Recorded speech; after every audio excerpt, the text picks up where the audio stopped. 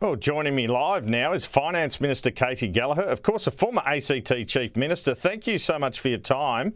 And I will get to the ACT election in a moment, Katy Gallagher, but I wanted to start with this issue around the Order of Australia medal being stripped from the former Head of Home Affairs, Michael Pezzullo.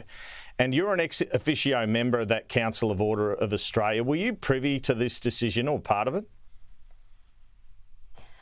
No, I wasn't, Andrew. Good morning. Thanks for having me on. I was aware just before the matter became gazetted, I think on Friday. So this council makes their decisions. They make that recommendation to the Governor-General and then it's gazetted as far as I understand.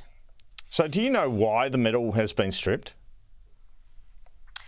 Well, no. I mean, I haven't been given a statement of, any sort of briefing or explanation. I mean, I presume it is over the matters that have been ventilated in the media over, his communications with other, members of the Liberal Party. I presume that's what it was relating to. I just wonder about this sort of thing. Shouldn't it take some sort of criminal charge or corruption finding to strip someone of one of these medals? Why does a workplace misconduct issue, which is what the Public Service Commission has found it to be, apply? Well, I think those are questions for the council, Andrew. I mean, I think they have a criteria. I imagine they look at it and there have been other matters in previous times when, if they feel the Order of Australia or those medals have been brought into disrepute, they consider it against those criteria. But that really is a matter for them. They consider this, they make a recommendation to the Governor-General. Do you think it was the right decision they've made, or are you pretty agnostic about it, or do you sort of question it? Well, I have trust in the council that they've considered these things. I think it's always pretty hard because it's such a public, matter when it becomes, public. But I think Mr. Pezzullo's been dealing with those matters for the last 18 months or so. I saw his statement. Look, I think he was a long-term career public servant in Canberra. He did many good things, but this is a matter for the council. They've had a look at it. They've considered it against their criteria and they've made a recommendation to the Governor-General.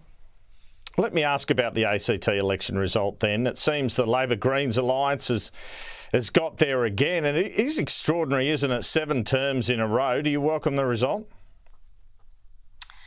Yeah, look, obviously, I think, Andrew Barr ran a great campaign. He's been a very effective long-term Chief Minister.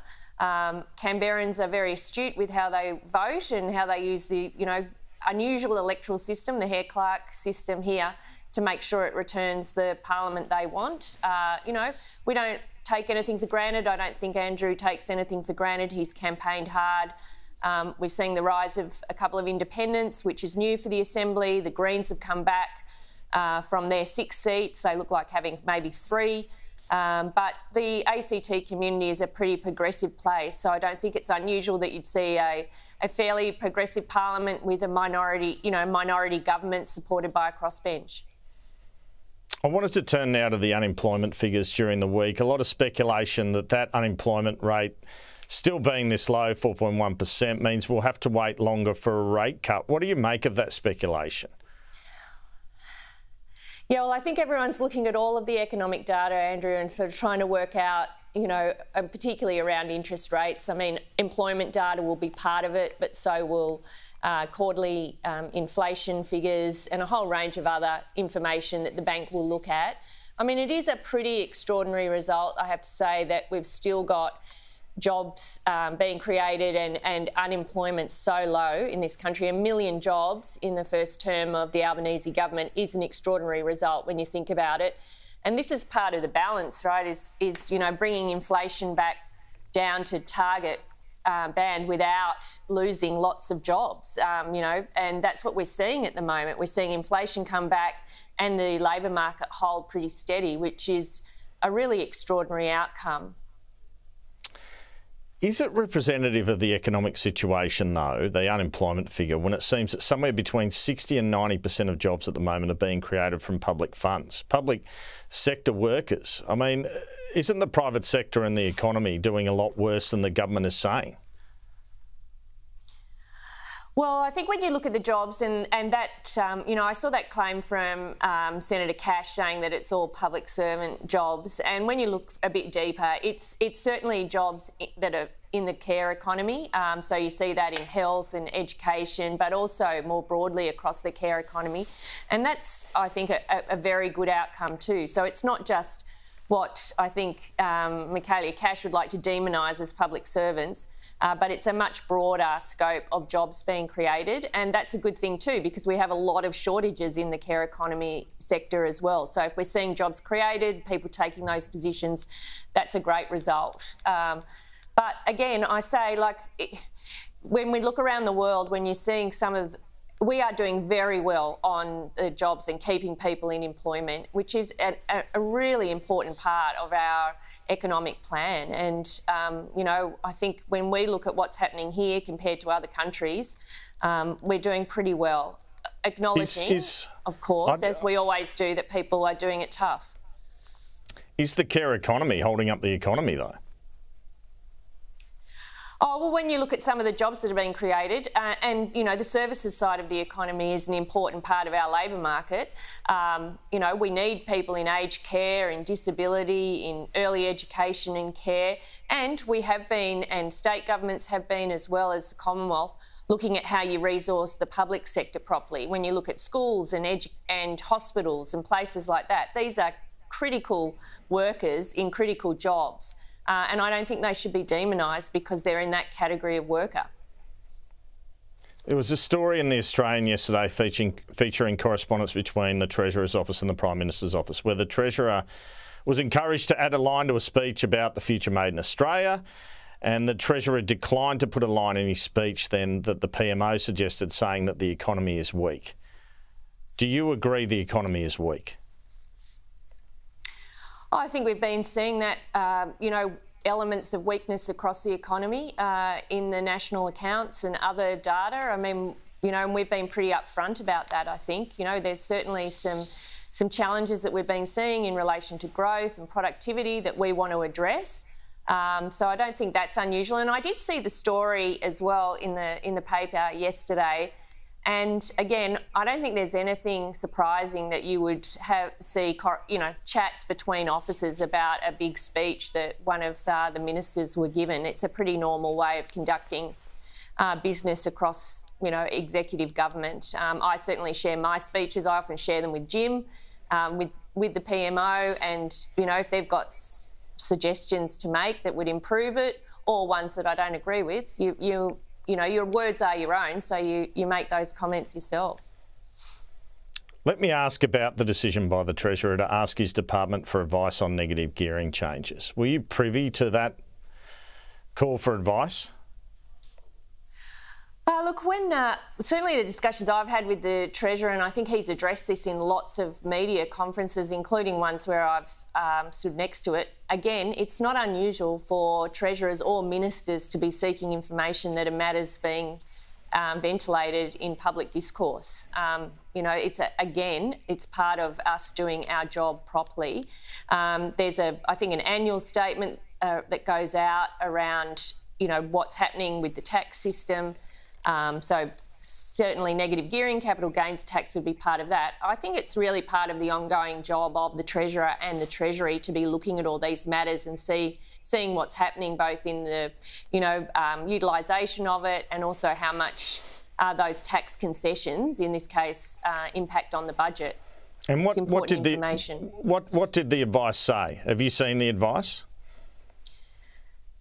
Well, I don't know that there's a specific piece of advice. I certainly haven't seen anything. I think it's more an ongoing discussion between the Treasury and the Treasurer about matters relating to tax more generally that happens as the normal part of the Treasurer doing his job.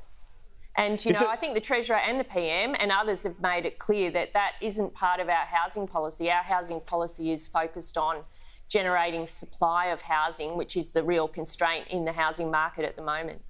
Does Treasury want to see this? Does Treasury want to see changes to negative gearing? Well, I don't think the Treasury has a view on these matters, I don't get briefed by the Treasury, so I can only speculate, but it's part of them doing their job. They're responsible for all matters relating to the receipts, the tax side of the budget, and I imagine they brief the Treasurer about what's happening with that.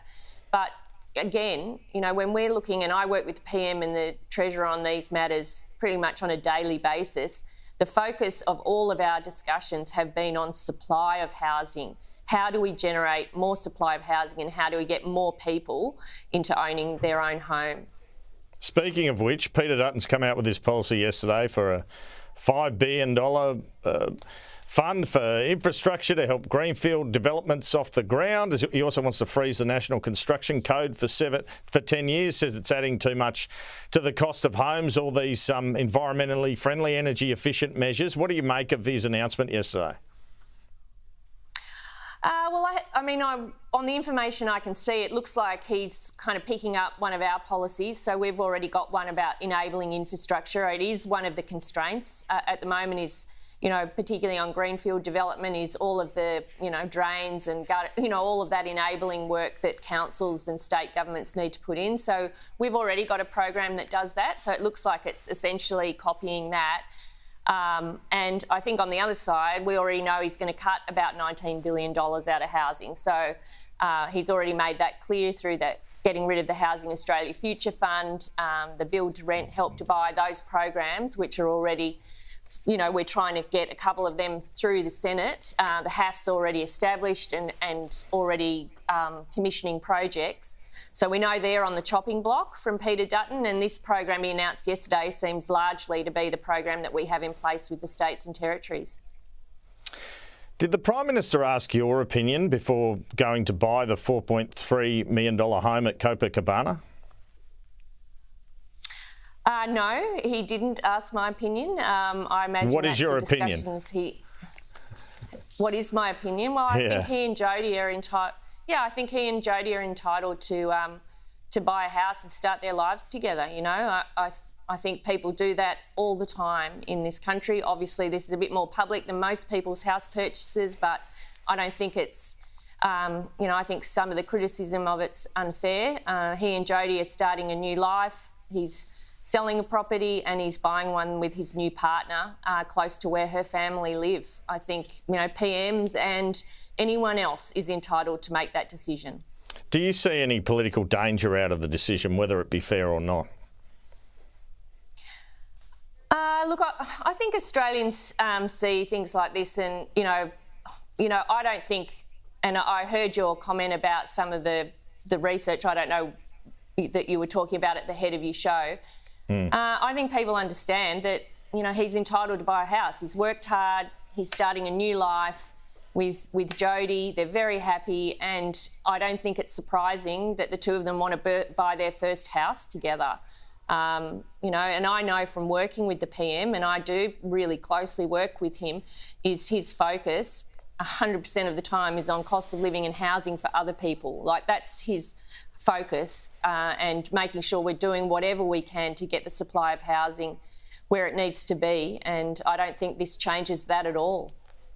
How far advanced are you in your budget deliberations? Is there going to be a budget march or an election then? And is another surplus possible, or it's pretty difficult to achieve?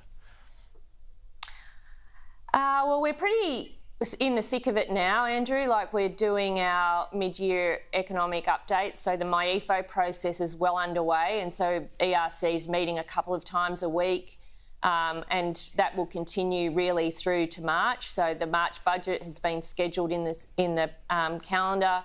And I really think that we're sort of in that process, and that process probably won't finish now until March. In terms of the surplus, we've got the budget in much better shape. We've done 2 surpluses. We've halved the deficits going forward. But I think in this financial year, it's going to be pretty tough to find, I think the deficit, to try and find savings to push that into surplus would be hard. The job gets harder each year. I think we've found a lot of savings, but we're focused on making sure we can repair the budget where we can, but also provide all of that cost of living relief that we've been funneling through energy bill rebates and investments in Medicare and medicines and things like that. So we'll continue that approach both in MyEFO and in the budget. Just briefly, there was a report in the papers this morning there might be some sort of solar subsidy or battery subsidy, and that both sides of politics are looking at it. Do you think that could be in the mix? Well, I think looking at how we support households with energy transition is, a critical discussion for government. We're looking at all ways we can do that. We've been doing it with energy bill rebates. Obviously, the states have programs usually around solar and batteries.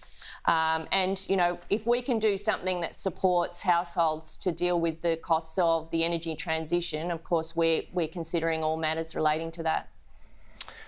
Okay, nearly out of time here. I'm going to just try and get a couple of things in. So I'll ask you to be brief if that's okay. The allegations at Channel 9, do you share the concerns of some staff about how that's been handled? Do you have a reaction to that?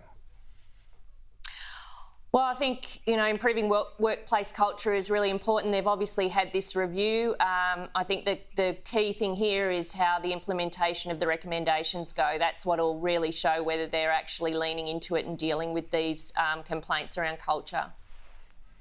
And the Queensland election Saturday night, widely expected Labor will lose. What are you expecting? Well, I'm not from Queensland, so I don't, you can ask me all the questions about the ACT election. I get a lot more. Obviously, I can see the Labor campaign fighting hard to win. I'll leave that to the good people of Queensland. Katy Gallagher, thanks so much for your time. Thanks for having me on.